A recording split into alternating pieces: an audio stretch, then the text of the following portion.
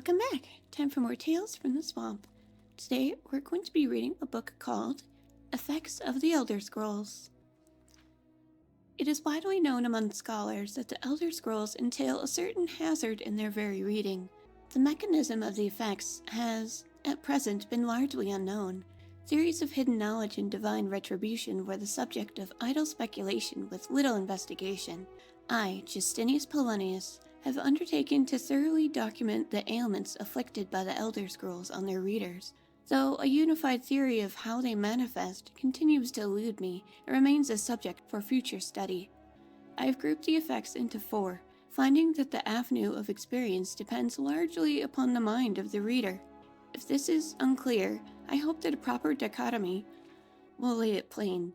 Group the first, the Naifs. For one who has received no training in the history or nature of the Elder Scrolls, the scroll itself is, effectively, inert. No prophecy can be scribed, nor knowledge obtained. While the scroll will not impart learning to the uninformed, nor will it afflict them in any adverse fashion. Visually, the scroll will appear to be awash in odd lettering and symbols. Those who know their astronomy often claim to recognize constellations in the patterns and connections, but such conjecture is impossible to further investigate, since the very nature of the study necessitates unlearned subjects. Group the second, the unguarded intellects. It is this second group that realizes the greatest danger from attempting to read the scrolls. These are subjects who have an understanding of the nature of the Elder Scrolls, and possess sufficient knowledge to actually read what is inscribed there.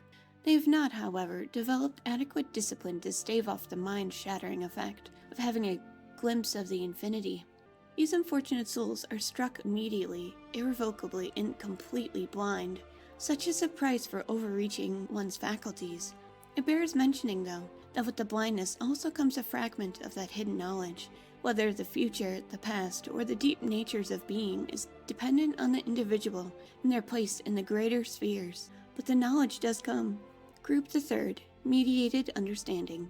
Alone in Tamriel, it would appear that only the cult of the ancestor moth has discovered the discipline to properly guard one's mind when reading the scrolls. Their novitiates must undergo most rigorous mental cultivation, and they often spend a decade or more at the monastery before being allowed to read their first Elder Scroll.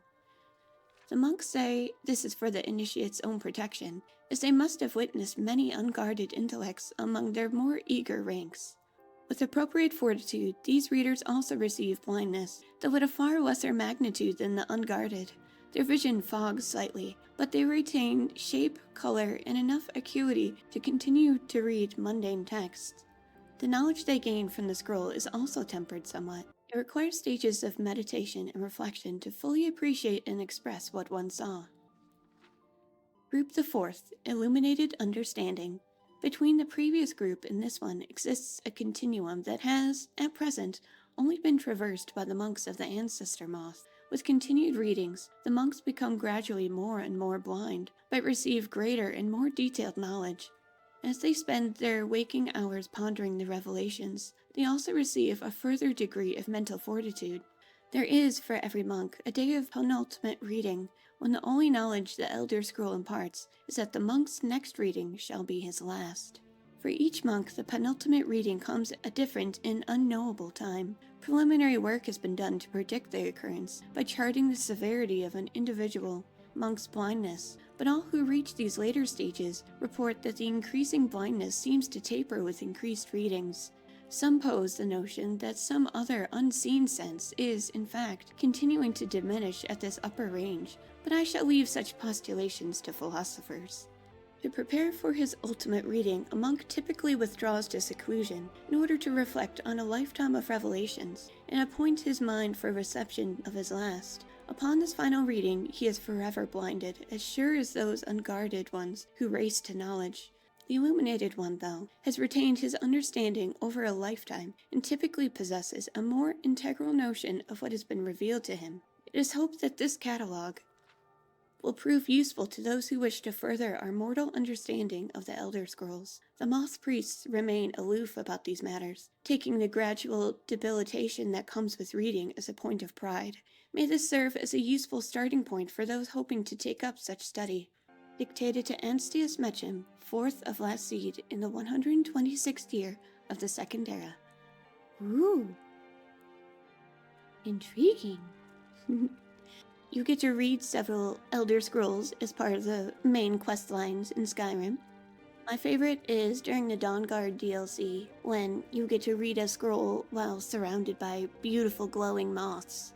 It's so pretty! If I do end up doing a Shrek Does the Dawnguard DLC, you guys will get to see it too. Yee. Thank you so much for joining me. I hope you have a very comfy night. Bye!